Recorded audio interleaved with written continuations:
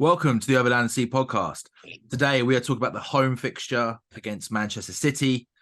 Andrew, you went to the game. In our pre-game analysis, you spoke about how you were worried for this game and you predicted a 2-1 result to City. How are you feeling on your way to the ground and when you got to the ground today? It was almost an element of there's not really anything to lose. I was kind of expecting us to get beaten. So I went in just kind of expecting that we probably would get beaten because I thought it was slightly too early for us in our evolution with this sort of effectively rebuild of a new team Nice to phrase. come up against probably the best team in the world at the minute. So I was kind of hopeful that more of we put in a good performance than actually we're going to get a result. Yep. And luckily, we did put in a very good performance, and I was very pleased with how we played. I don't think City were particularly at it. I think part of that's probably tactics and how we played against them, but they were uncharacteristically missing a lot of passes. We bossed the first half. We bossed the first half. They weren't in the game in the first half. They had some quality to get their second goal, but we were all over them in the first half. Yeah, I say especially for the first half an hour, I don't think they had anything really about them, and they just got a fortunate penalty in my book. And it was almost like when we scored, we saw a bit of what City can do after that, where they had a few decent chances. I think we were the better team in the first half. Second half, they came out quickly, scored a goal. I think we struggled to get back into it, but I think we did get back into it. We grew into the second half. I thought we grew into the second half. Yeah, I think obviously the goal that they scored was a knock to the confidence. And it took us a while to sort of adapt. And I think sticking Sterling on the other side helped. When Mudryk came on, sticking Sterling up against Gvardiol rather than up against Walker. While he did an exceptional job against Walker, I don't think I've seen Walker have that tough a time in any real games. Maybe Not against in the Premier League anyway. No, maybe against Vinicius when they played Real Madrid. That's exactly who I was thinking of. But I haven't seen him struggle quite that much. And obviously, it's more of a how good Walker is that he caused him sort of any real trouble, whereas Walker still had a fantastic performance. And I think moving Sterling to the other side against Gvardiol, who's not really a left back, he can play there, but he also isn't as quick as Walker because very few people are. And that just gave us more of a mismatch on one side, whereas I think in the first half, when we had Sterling up against Walker and we had Palmer up against Gvardiol, it was more of an even. It's probably the matchups that they would want in those positions. Yeah, but I kind of disagree with you at the same time. I agree with you in terms of Sterling is quicker than Gvardiol. On that, I thought he got bullied all game. I don't care who was in front of Gvardiol. I thought he got bullied and just ran around. Gvardiol did. Yeah. I think he struggled. He struggled the entire game. It doesn't matter who he was up against. And it was completely his fault. The second goal, he just run past the ball and left it for Reece James. Yeah. I mean, I agree with what you're saying about Kyle Walker. Kyle Walker is one of the best defenders that the Premier League has ever seen. He's still ridiculously quick at the age that he's at, which is what, 33 to 35, I reckon. Not sure. He's got to be around that bracket. I mean,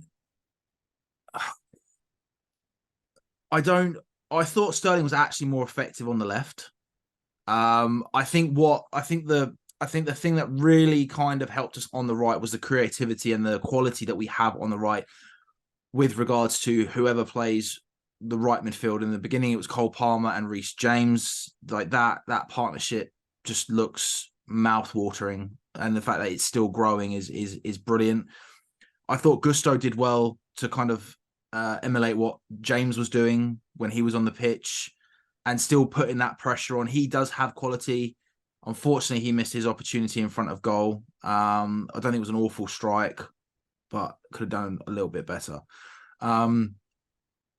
So yeah, I just think we have so much quality down the right hand side that Gvardiol struggled. But I thought Sterling still did an incredible job on the left against Kyle Walker, especially as Cucurella does do a job there, but it's not the same as having a Reece James, and I don't think it's the same as having a Gusto there either. I actually think Gusto. Or Ben Chilwell even. True, but again, Chili's injured. But I just meant in terms of the options that we had on the right versus the options that we had on the left in this team, and then what even Gusto brought to the team as a substitute. I still felt he offered a bit more than Cucurella, and that's not taking anything away from what I thought Cucurella's performance was. Starting 11, we were pretty much bang on bar one player. Were you as surprised as I was to see that Disasi got the nod ahead of Colwill and Badiashile? I don't think so. I think Badiashile has only just come back from an injury. I'm assuming that Colwill was injured because he wasn't even in the squad. I didn't pick up on that, to be fair. I didn't pick up. I didn't look at the team sheets fully, to be honest. I haven't seen anything or heard anything that he is injured, but I have assumed that he is because he's not banned. And I think not having him on the bench. No, that says a lot. An odd decision. The bench. Yeah, I thought he was on the bench because I saw him at the game, so I assumed automatically that he was on the bench. No, he's in plain clothes, hanging out with Jack Harlow for some reason. As you do. Why not? Yeah. So I think in the absence of Colwill, and when you know that you're probably taking Reece James off at a certain point, Badiashile's probably not fit enough to play 90 minutes. You're kind of setting yourself up knowing that you've got two subs. So I wasn't surprised it was Disasi. I don't think he had a bad game, actually. It's one of those where I'm going to keep seeing it now that I've seen it with him on the ball and then dithering on it and giving it back to Sanchez, and I just don't like it. But actually, defensively, I think he had a pretty reasonable game and didn't do a lot wrong. So I wasn't too upset with his performance. No, I don't think he did a lot wrong. Not to be really picky, but from my point of view, I didn't like his positioning in the third goal for City. The one where Haaland got the ball, crossed the line. I thought the goalkeeper could have probably done a bit better to get into the ball. Haaland then gets in front of Silva, and Disasi kind of runs forward. And there's nobody there. He's not blocking anybody there. He's not marking anybody there. He doesn't get anywhere near the ball by moving forward.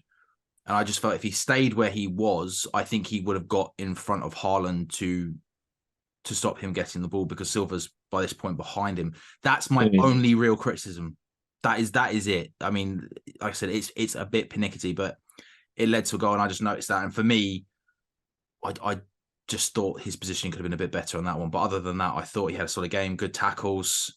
Considering normally you're sort of saying like he's the worst performer, and we have said we're taking that out. I actually don't think anyone in the team had a horrific game. No, I don't think it was terrible. I think Mudryk wasn't in the game when he came on, but I think they just had a lot of the ball. But that's the thing. Made life very difficult. Well, that's exactly it. When he first came on, he got the ball and what did he do? I think he set up a goal. I thought he set up a goal, or he basically got the ball at the edge of the box and either passed it to somebody who then set up the goal. He might have laid it off to Conor Gallagher. Yeah, that's what I was thinking. And then Jackson did it. And he did really well. But again, at the same time, if he's not going to get the ball or be put on the ball, it's not a lot he can do. Yeah, he's not a defensive player. Fault. He's not a defensive player, so if he's not going to get into the game, and it's really frustrating because he's got talent. He has got something.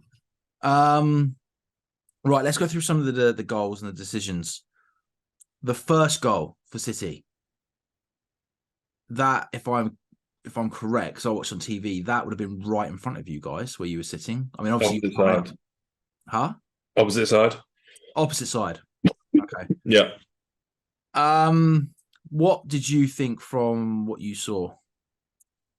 At first, it was just utter confusion. I didn't understand why they had a pen. I just didn't get it. I didn't really see much appeals going in.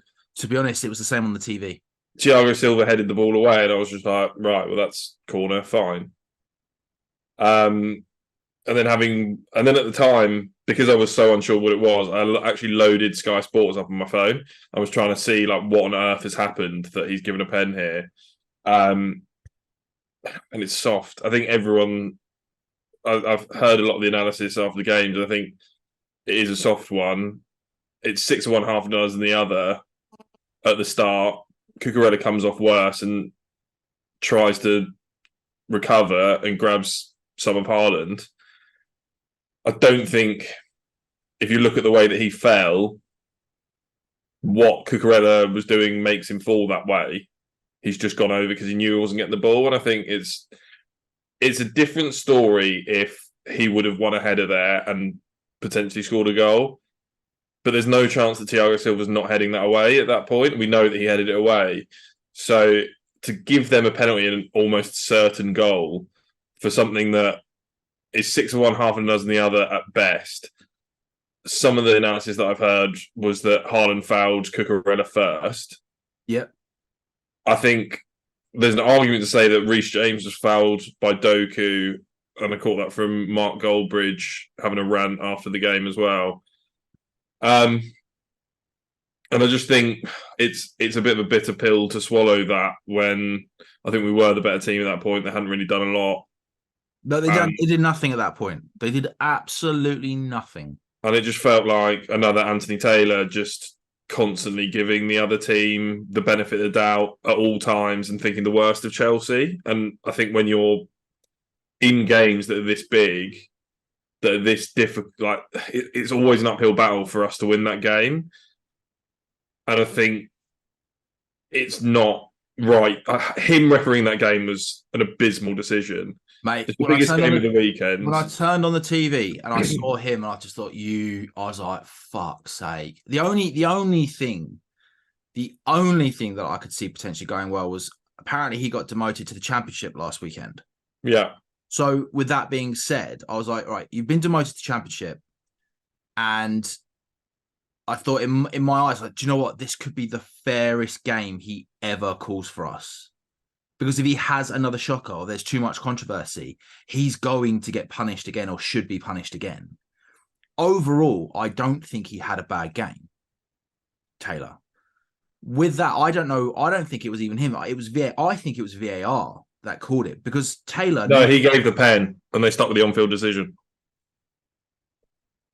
Oh, right. Well, otherwise he'd have gone over the screen. There's no way they'd have given the pen. Honestly, they didn't show that in any of the footage. I literally thought, I was like, everyone's now going, well, listen, it's like, oh, he's given a pen. But the thing was it looked more like VAR had kind of just gone, actually, we're going to look at this. That's how I read it. No, he gave the pen. Fair. And then VAR had a look at it. Carragher didn't think it was a pen. Carragher thought it was harsh. Yeah.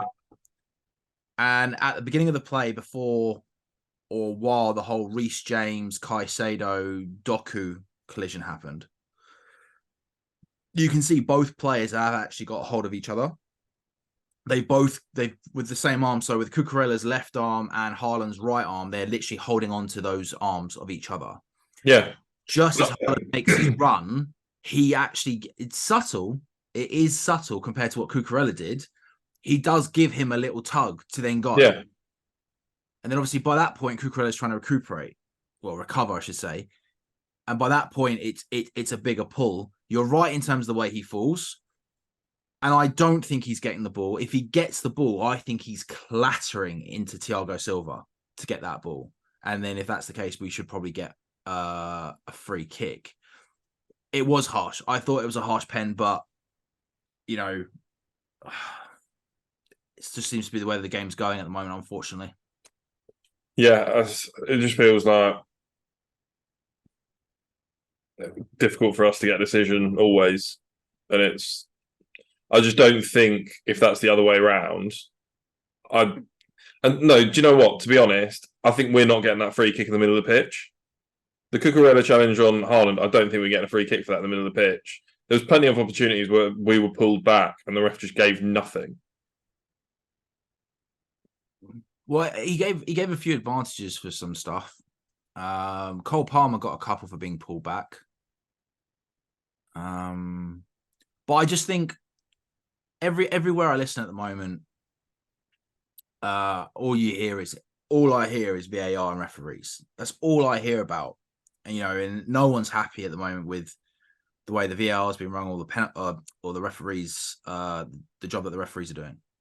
In terms of trying to get the right decision, not take too long, keep the game flowing. I do actually feel sorry for them to a certain extent, because I just think this is, but also I just think that they need to actually just look at the rules and the way the rules are worded to help the referees out, because so much of it is clear and obvious. Is it a clear and obvious mistake? The handball, for fuck's sake, on Kyle Walker. Now, I didn't know this, but VAR, for example, can't actually get involved if it's outside the penalty box. I've only just learned that today. Right. And it's a blatant handball. Like, don't get me wrong, he does not move his arm whatsoever or his hand whatsoever towards the ball. But Ederson kicks the ball out at his hand, and his hand is out stretched because he's shielding. And it's like, all right, it's a natural body position for what he's doing, but it's a handball. If a Chelsea player kicked a ball like that onto Kyle Walker's hand, that would be a handball. So that was ridiculous. That was ridiculous. And everyone in the stadium saw that one. Oh yeah, everyone saw that one. Yeah, there was only, to be fair, there was only one Chelsea player appealing, and I don't know whether that's a good thing or not, in the sense that Cole Palmer was talking to the referee about it and was going a bit, passionate about it, we'll say. Yeah.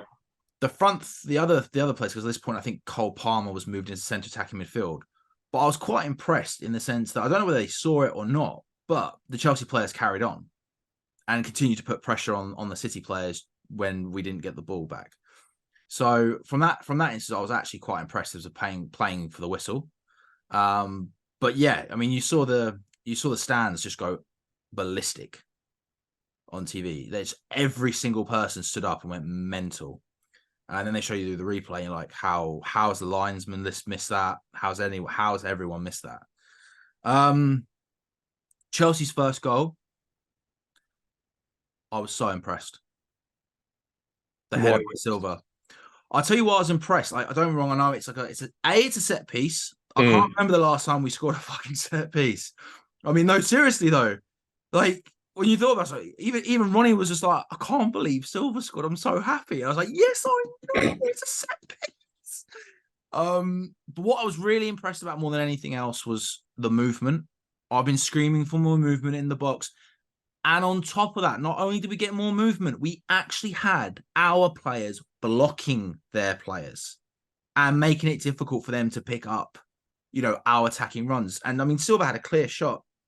You've got Kyle Walker and Diaz and somebody else waiting for their runs to come into the middle of the box, and they're watching the ball. By the time that they've seen the ball come in and they're then looking to see who's coming and where they're going, he's gone. And you got Cole Palmer blocking Haaland, and I think it was Cucurella on Alvarez. And there was no fouls, there was no tussles. It was just good, solid blocking, in terms of like, well, if you want to get there, you got to get past me. And I've not seen us do that. I've just not seen us do it all season. I was really happy, really impressed with it, and it was a great finish by Silva. Yeah, I was very jubilant. I was very jubilant. That's a nice way to explain it. Chelsea's second goal, Sterling. What did you think? I mean, there's a lot of good fortune in the fact that Gvardiol just left the ball behind him. It's a perfectly placed cross by Reece James, not close enough for the goalkeeper to get, and just far enough from the defenders so that they can slide back and get it. And it's a typical Raheem Sterling goal, really. He loves a back post tap in. And it's sort of more what I want to see from us, actually. I think that's the type of goal that we should kind of be aiming for a lot. because of the pace we've got up top. Yeah, I mean, for me, that goal starts a lot earlier, and they did some nice analysis on it during the replay. My man Conor Gallagher, he runs short towards the keeper to offer an option for the short pass, and it was brilliant because it brought City players towards Gallagher, towards our goal. It left so much room in the midfield, and the long ball option worked. And by that point, they're under pressure. It was horrific defending by Vardiol. Mm. Absolutely, you can't excuse that. I mean, like you said, though, it's a great ball in by James. We've missed that. We've missed somebody who can put a decent ball in on into the box from the wings. And yeah, as I said in commentary, that's what Sterling made his career out of, especially at City. They actually said that was a City goal against City. Mm. And I'd have to agree with that. On that note as well, what I was really impressed about in the first half, really impressed, definitely happy about, was after I said in the pre-game, I'd like to see the front three play for each other more and not always try to be the one to take a shot on, move the ball around a bit more. And I think they did that today. I thought that team played for each other rather than a couple of players or a few players trying to get that goal for themselves or trying to be the man. I thought it was a real team performance, especially along the front three. Yeah, we've spoken a little bit about the third City goal, which was the Haaland one, which they VAR'd to see if he got handball. At first, I thought they meant the right arm that was up, and it wasn't. It was his left hand because he went past the ball, and they thought the ball then rolled on the line and hit his arm. It didn't, to be fair. Yeah.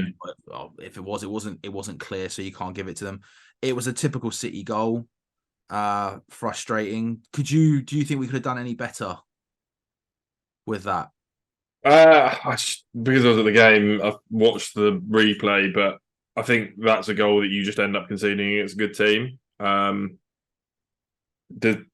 think with almost every goal scored, there's probably something someone could have done better at some point. But I don't think there was any drastic mistakes that we made that caused us to concede that goal. Here we go. Wasn't happy with Caicedo. Shock. I mean, what did he do? Well, he's completely tried to come out and intercept the ball, completely missed it, and Haaland's gone. And then that's when I also said to Zazie, I think there wasn't the right position in the box. So that for me those were two. But also I thought Sanchez could have done a bit better getting a hand nearer to it.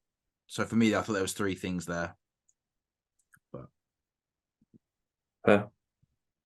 I mean, it's part of Caicedo's job is to try and win the ball.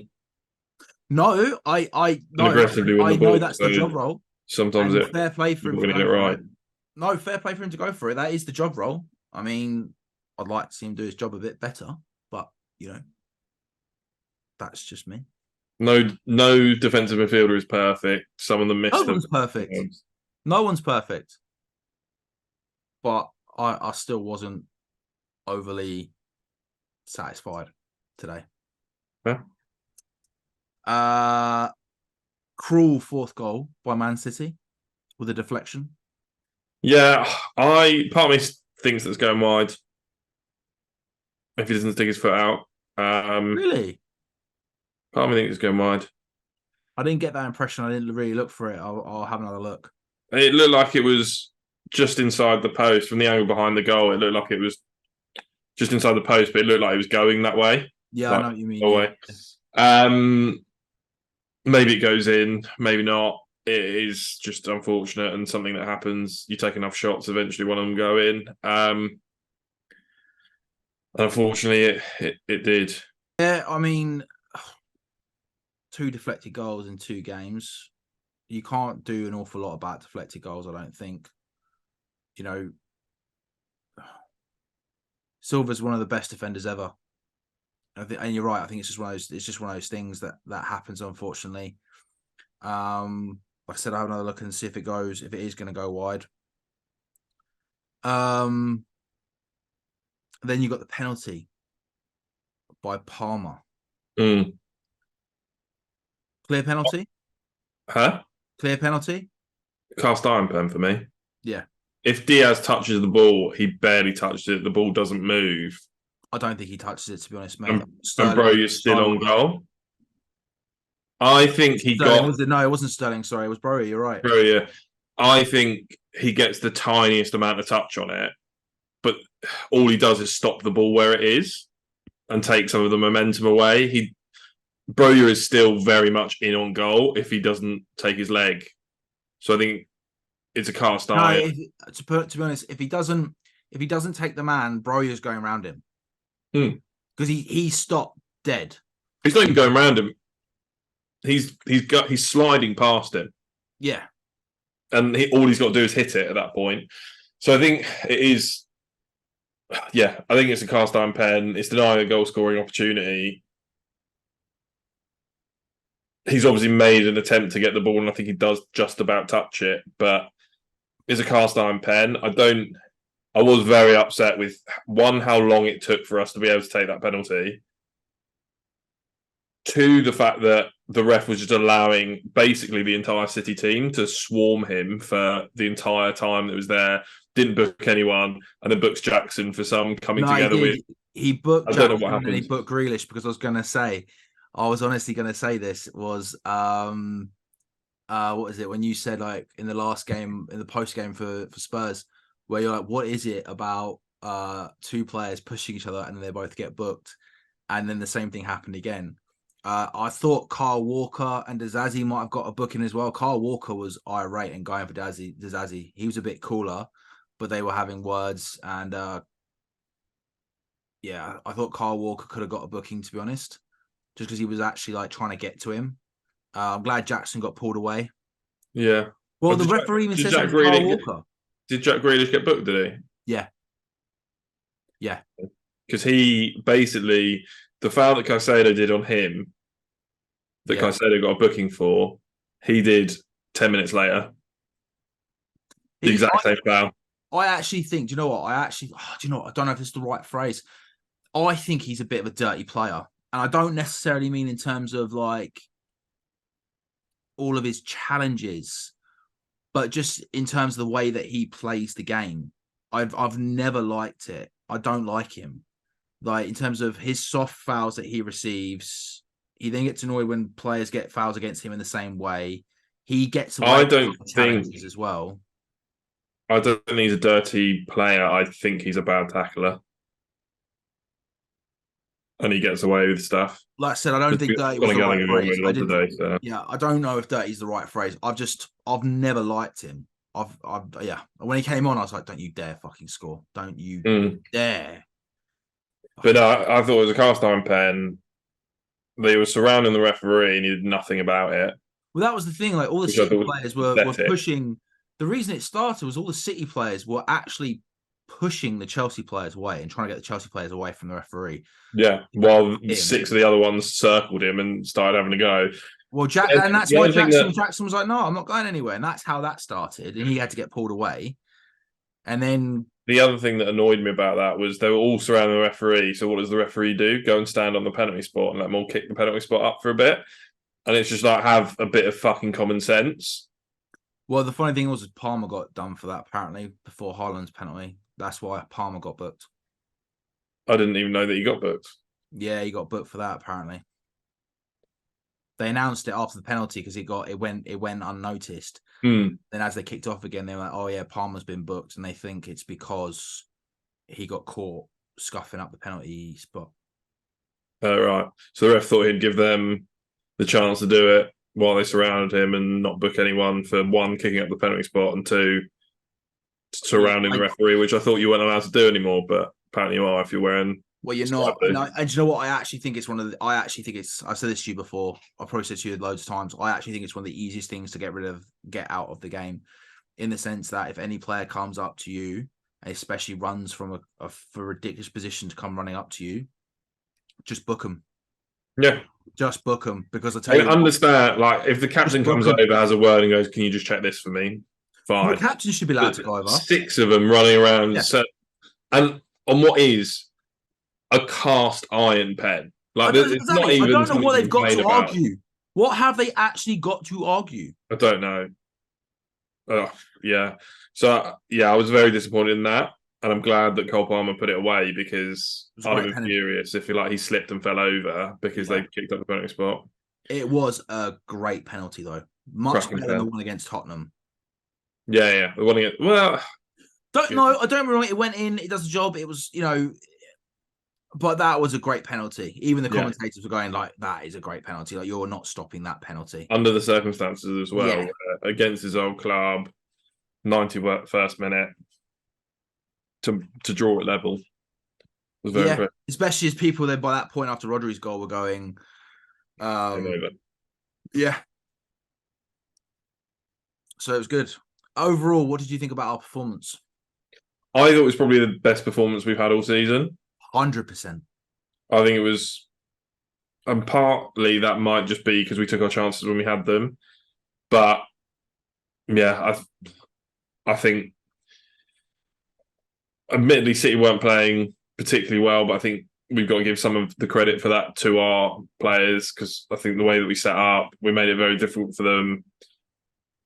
And it is another instance of when we're in these big games and teams are actually trying to beat us, Yeah. and they leave gaps in behind, or we can take these teams on. It's just this low block that just causes so much havoc. But yeah, I think it was by far our best performance. No, 100%. That I think that first half as well. I mean, I've spoken a lot about the second half against Liverpool. I think that first half beat that. I think overall, I mean, when was the last time someone scored 4 goals against City? Granted, we got a draw, but when was the last time? And they were all really well worked goals.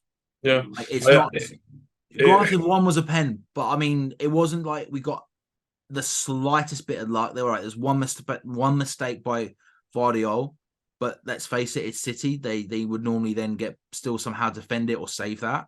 It was a great performance. All of those goals yeah. were well worked and Well, earned. effectively, we've got a draw against probably the best team in the world. Yeah. Admittedly, we both got pens, but I'd say theirs is soft and it's not given every single week. No, I was going to say at Don't least think you get that every ours week. is a pen. Ours is cast iron pen, and one of their goals was a deflection, yeah. which there's not a lot you can do about it. On that, do you feel a little bit on that note? Do you feel a little bit hard done by that we only got the point and not the 3? I do feel slightly hard done by that we only got the point purely off the basis of that pen. Really, I don't think it's a pen. Even Shaw Wright Phillips said it wasn't a pen. He's Man City through and through. I think Sturridge said it wasn't a pen, and he's also a big Man City fan. Came through at Man City. Yeah. So I think when you've got, and I think Mika Richards said that, yeah, it was a foul on Haaland, but he probably fouled Cucurella first. So I do feel slightly hard done by, especially when it's a team of that level that they've just got the rub of the green there in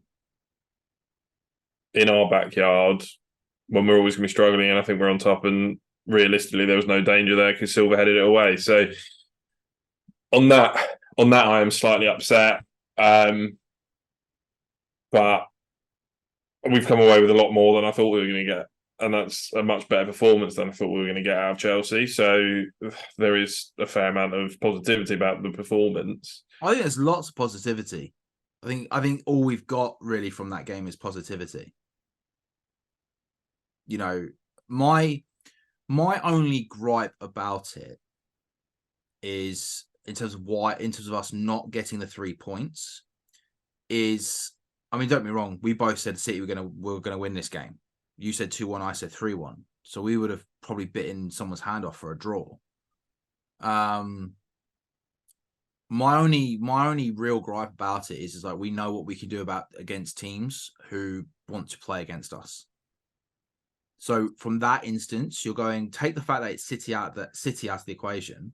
but just the sheer fact that that was a team that wanted to play against us, they didn't want to sit back, and we should have got 3 points. And the reason I say that is because my concern is, again, is can we now elevate our game to, get 3 points against teams who want to constantly do, 9, 10 men behind the ball? Because that's where we know we're going to struggle. And that's a massive 3 points that we should have had. And I look at that more in terms of not about today's game, but I mean in terms of the long run against the weaker teams, shall we say. Yeah, I think we've just got to cross that bridge when we come to it. I think we've got a number of teams in the next few weeks that they'll smell blood and they'll want to come and beat us, or they'll want to beat us at their place. So maybe with the exception of United, I'm not sure what their tactics will be, but Brighton will want to beat us. Newcastle will want to beat us. I don't think United even know what their tactics are going to be, to be honest.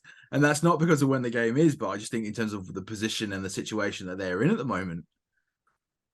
Yeah, so I think when we next have a game that is like that, we'll see. I know that definitely Wolves, when we play them, I can't imagine that they'll be all guns blazing. I think they'll want to sit back and counter-attack because they're quite good on the counter-attack historically. And they beat Spurs 2-1 in the, extra time? Yeah, so all we can do is see when we come up against these teams if it translates. But I think with the direct running that we've got at the minute, I can see us picking up pens against a lot of these teams now. And I think my main concern is still us conceding in those games. If we can get a goal in the first 20 minutes or get a pen or get something, then they've got to come and get at us. I think it's when we concede in the first sort of half an hour, 45 minutes, that really just puts our back up against the wall, gives them something to fight for because they've got to concede 2 before they get 0 points, basically. Yep. So it's a really uphill battle, and it is just conceding goals early that ends up causing us a lot of problems in those games against the lesser teams. But yeah, we've got some big games coming up that hopefully kind of play in our favour, and we'll see if we can go toe to toe with them like we've gone toe to toe with City. Yeah, I mean, I am feeling optimistic just because of the way that you expect those teams to play. You go there, they're big teams, and we've not been playing well, we've not been getting the points. But actually, as it's been proven, and it keeps being proven, hopefully I haven't jinxed it, is we actually get to play against the big teams. We get to, open teams up. So hopefully we will actually end up coming away with more points than a lot of people previously expected during this difficult fixture run. On that, in terms of, we've got the international break coming up, just quickly, because I know we'll cover this more in the next pre-game analysis. Nkunku and potentially Lavia should both be back after the international break. What are your thoughts? I think it's difficult at the minute. I don't think I'd start either of them at the minute. I think the first 11 that we played today, maybe I'll put Colwill in for Disasi, but I think the midfield and the forward line are finding their feet together. I don't think Nkunku's going to come back and be absolutely firing. He's going to need some time and probably games off the bench for he's going to need minutes. He can't just go straight back into it. I'll be amazed. But there will be a lot of opportunities for him off the bench, especially in these big games. So I'm hoping that he can come back, have some impact off the bench, and sort of work his way into that first team. But the way that Sterling and Palmer are playing at the minute, that's difficult. Personally, I'd like a bigger striker up top, but we haven't really been using a striker. We haven't really been using Jackson's height at all. So I could see Poch taking Jackson out because he's probably not been the heavyweight that we're expecting, or he might just take out one of the midfielders and play Nkunku in behind. Well, this is it, because people have been expecting Nkunku to come back after the international break with all the talk that's been happening, and basically the club and Poch have both said, yeah, he'll be available after the international break. The big question has been who does he drop? So with that being said, and with what you've said, who would you drop? I think it ends up being one of the midfielders. And I think it just gives us more scope to rotate the midfielders. I don't think I'd necessarily fully drop any of them. Drop's a I think harsh they've all word. played well. Drops a harsh word, but effectively, if you're gonna put Nkunku in your starting 11, which player sits on the bench then?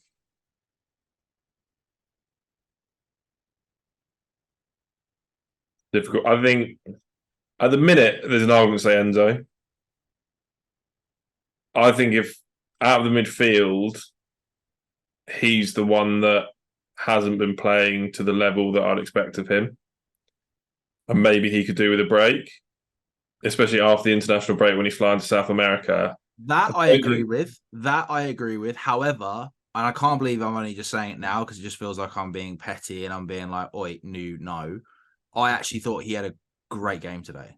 I know he didn't play the full 90 minutes because let's face it, we've said it before. I don't think he's got the engine to play full 90 minutes at that pace, and it was a very, very quick game, especially that first half. But I thought he was great, especially in the first half. I don't think he's playing particularly badly, but I think out of the three that we're playing, he's supposed to be the creative one. And I don't really feel like he's creating enough. I agree with that. And it means that Nkunku is going to be the more forward attacking player, and that's kind of where Enzo's been playing. So I think it also massively depends who we're playing, because I think in the littler games you can probably sacrifice Caicedo or Connor and keep Enzo on and have a little bit more creativity in there. You might not need someone as much of an engine as Caicedo and Gallagher have to be able to run as much as they do run for 90 minutes. I think in the bigger games where we need people that are running, like today, we needed both of them to be running constantly, and they were. And obviously Enzo had to come off earlier. So I think it massively depends on what game, but I think it is one of those three that comes out. And for me, at the minute, in the average game, I think it would be Enzo wouldn't start, or Enzo will come off for him. And maybe that's what it starts as, where Enzo comes off for him while we get him minutes, because Enzo I agree with that. Because laboured at the back end of the second, during the second half, he was like 60 very minutes. laboured. I think he came off for like 66 minutes or something like that. So around the back, you definitely noticed the drop. I mean, I said that would happen. I said obviously I'd like Mudryk to start the game, and I just didn't think there was any justification whatsoever to start him ahead of the other front three after what they've been doing. And I'm really glad that we didn't, because I thought the front three played so well today. I think they're excellent together. The only thing is, was moving around so much more, even in the box. Like, I'm not being funny. 2 weeks ago, pre-Tottenham, he is not getting that goal today because he's too static. Today, he was actually moving and anticipating, the ball not being fully saved or a ricochet, which was so refreshing to see. I think that's a very good point, actually. He has been on his heels a lot, and I think, and what now you said that as well, what actually impresses me is that he didn't have a lot of the ball. He was feeding off absolute scraps, but in that situation, he was alive and ready and ran through. And he was miles onside, which again, the first offside of that game happened in the 83rd minute. And and they said that. I sat there and went, fuck off.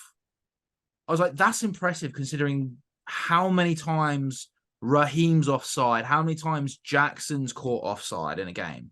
Yeah. The I suppose first when you're counter offside for the attacking, whole game was the 83rd minute. I mean, that's incredible. I suppose when you're counter attacking, it is slightly different Yeah, in that true, but it's still, easier. But there would have been a time where he would have been offside for that ricochet. I yeah, guarantee. I put money on it that normally he'd be offside there. The whole back line, even the keeper put their hand up. I was like, "You're off your fucking rocker. He's mm. nowhere near they're always offside." going to claim offside every bloody time, just in True, but case. But yeah, true. But I mean, honestly, like Edison's the first one to put his hand up because he knows he's fucked up because he should yeah, have saved it.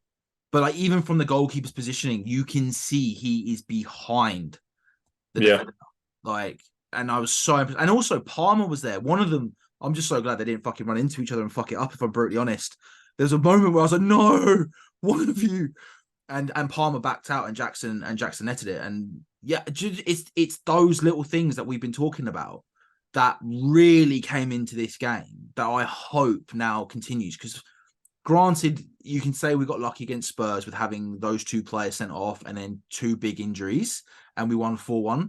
But to then come out at home and score 4 goals against the treble winners, the best team in Europe by far, and for them to not really be in the game in the first half and just have a little bit of, just a sheer fact they got that quality where you know they can just spring something from somewhere. mm. That's the performance and that's the game that we have been waiting for all season and what this team has been waiting for all season. Yeah. Yeah, it is one that fills me with a lot of hope. I think going into these more difficult games, I wasn't feeling particularly confident. Yeah. I think the last 2 performances really showed that we are of a level where we can play against these people and take the game to them and come away with the result. Well, Danny Murphy came out and said, he said like we struggled. We started off really slow, but he said, as like, the games have gone on, there's been improvement and you can see that actually what Poch is doing in this project is working. It's starting to work. And he reckons that he goes, I don't think Champions League's available for them now, but they're going to have a strong second half of the season. And he's also really excited for Nkunku to come back. And also I quite like about this as well, is the way that we've been playing recently. I'm hoping that takes a little bit of pressure off of Nkunku, because beforehand it was like, we need Nkunku back. And now yeah, I actually feel like it's like, yeah, do you know what? It'd be great to have him back because of what he yeah, offers. But I think a lot of pressure has been taken off of him now. yeah. We don't need to rush him back immediately and go, right, please help us sort this out. Yes, a goal. Do you know what I mean? Yeah, we'll see how we feel once we start playing some of the lesser teams that we're expected to beat, and if we're struggling. But yeah, we've looked very good in the last 2 games. I don't think we got anywhere near enough credit after the Tottenham game because they went down to 9 men. And But they lost 2 key players to injuries. I honestly think, we haven't got the credit that we deserve from that game. no, because they were going on about how Tottenham were the better team for the first 15 minutes, but we were equally as much better than them in the second 15 before they got anyone sent off. So yeah. Speaking of that, did you see the tweets between James Maddison and John Terry? I did, yeah. Brilliant. Loved it. Go on, JT. So with all that being said, sorry, I'm still too excited. Anything else that you want to discuss regarding the performance that we saw today against Man City? No, I think we've summed it up. I think it looks like it's slowly coming together, and I'm hoping sort of post-Christmas we can really put a run together. We just need to manage our injuries and make sure that we don't rush people back and put people back in the team before they're ready. I think that's one of my main concerns. But I'm also just thinking we don't need to. Because you're right, the performance have picked up to a level that we're in a good place. Bro, you looked good when he came on. Yeah, I wanted to say that as well. I wanted to say that as well. Cucurella looks like he's actually played football before in his life, which he didn't last season. So we don't need to rush Chilwell back. He's improving. I think every game he's getting more confident, looking more comfortable. And Yeah, I think defensively he's been very good. I think the only thing that he lacks on Chilwell is the offensive output. yeah. But I don't think. But He's at the been same very good. time, I don't think that's that bad considering the offensive output we have on the right hand side. For me personally, I don't think that's an issue at the moment. So what I was thinking about today was, I think partially that it ends up being why Jackson looks very isolated, because either you get the overlapping run from the right or left back, which allows the forward to come in a little bit, or you end up with the effectively inverting where the right back and left back run inside and get closer to Jackson that way. And I think if we don't have it on both sides, or the option to do it on both sides, I think that's where you start to get Jackson a little bit isolated and always up against two defenders, especially while we've still got the three midfielders and we haven't got Nkunku back to support him up there. I agree with that. I do agree with that statement. I do agree with that comment. I think you're right. My counter argument to that is I think we've looked more solid and more stable at the back when we've only had the right hand side going forward.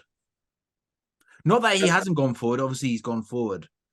And I think he's grown into that role a bit more, because I think they've done it bit by bit. I think they said to him, it's almost like they said to him in each game, like, no pressure, pick your moments, don't keep flying up, willy nilly. To be fair, I think part of that is just because he started playing at right back, and I think they just acknowledged you're going to struggle going forward on the wrong side, and that's not your game to sort of cut in and play across. So don't worry about it. Let him build some confidence defensively. Yeah. And when he shifted over to the left, he has got forward, and he's done a job there as well, because I think at Brighton he was quite good offensively, actually. I do as well. But I think that's one of the big surprising things, that when he came over here, we weren't seeing that. Yeah, I think a lot of that is confidence, and I think my conclusion of that is because I've seen more out of our goalkeepers where they've been asked to play with the ball at their feet, or they've made a mistake and they've started, the confidence is gone, and you can just see it in them with everything that they do. I think he just lost a lot of confidence and had a lot of issues last year. I think he had some issues off the field as well. So it's good to see him back and playing to the level that, or near the level that we saw him play at Brighton. Yeah. The one thing, actually, I didn't speak about Nkunku. I didn't talk about who I think will get dropped. No, who do you think is going to get dropped? I don't think this player should be dropped, but I think this is the player that would probably be sacrificed. I've got two in my head. If it's a midfielder, I think they sacrifice Gallagher. Yeah. If I'm brutally honest, and I don't like saying that, because I mean, he's the only midfielder that stayed on for the full 90 minutes, and he ran his socks off today. Again, I couldn't fault his performance. I think you're right. I think that's who they will do it. I don't think it should be him, but I think that's who they will do. I mean, funny enough, I know you said Enzo, and I see your points. In terms of performance and levels and stuff, I would then argue, I know you're going to say this and you're going to roll your eyes at me, and I don't blame you. I'd say Caicedo. But also what I would say with that is that the role that he has to do is a harder role. But I would also say that I think Gallagher can do a job there. I'm not saying that he's the be end of all end alls. I just think he's a more all-round midfielder that can offer lots of things. You've said about him playing in the 10 position for Palace. I still go back to the Liverpool game where he was predominantly a second centre defensive midfielder in that game, and then pushed up when he could, and Enzo was the further man. But I just think in terms of politics, and I think that's all it would be, politics, he would be the one that get dropped. And I think as well, had we had this conversation a couple of weeks ago, I would also say Jackson. But I think with Jackson getting 4 goals in 2 games, if he keeps that trajectory going and improving on his performance with the movement, then no, he won't be the one. But as we've also stated before, and what we saw in preseason, the link-up play with him and Nkunku was nice. So, yeah, it's a tough one because Cole Palmer's not going to get dropped. You can't drop Sterling.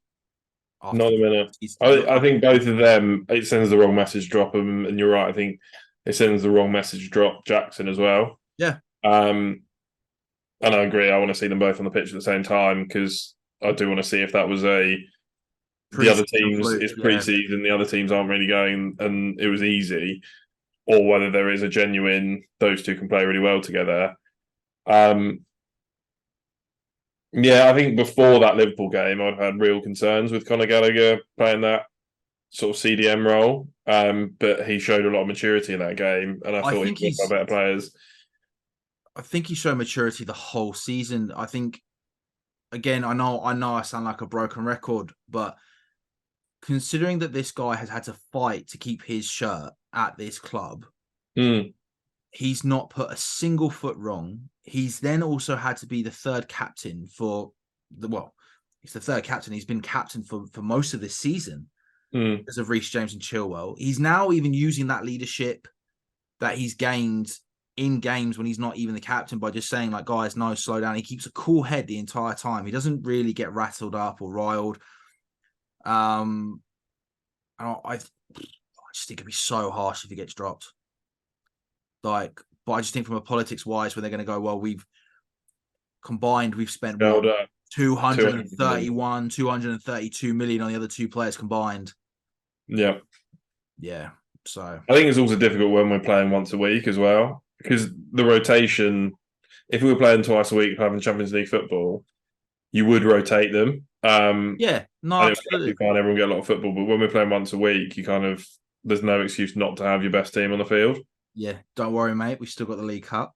We're still in that. You know, you like the League Cup. A bit of rotation there. And then the FA Cup starts the new year. So up the boys. But yeah, I think that literally covers everything, really. That's all I've got. Overall, I think it's been a great day for Chelsea. Yeah, the one thing I would say is, like, the international break couldn't have come at a worse time, I think, for us. Yeah. If I'm brutally honest, I think that's the only negative I've got. But yeah, I think I just hope we get through it unscathed without injuries, if I'm honest. Well, I mean, on the grand scheme of things, how many players are actually going away? James and Sterling aren't going away. Broja's not going away. Is he not? No, I don't think he got called up because of it, because of the injury. I don't think people knew he was going back. I think Chelsea played the sly one here. I think Chelsea said, yeah, he's not ready, because I heard that he wasn't going to go, and now he's just come on. So I don't think he is going.